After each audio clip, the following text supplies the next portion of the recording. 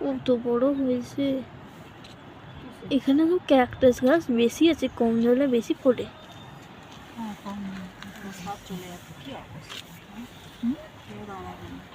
এই ছাদ কালার করছে, একটু হলে দাঁড়াম।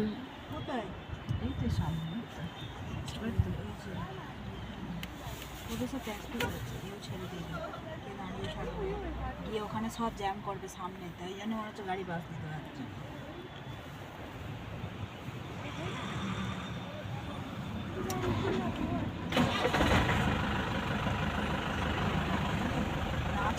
डबल डबल क्यों रुक रहा है?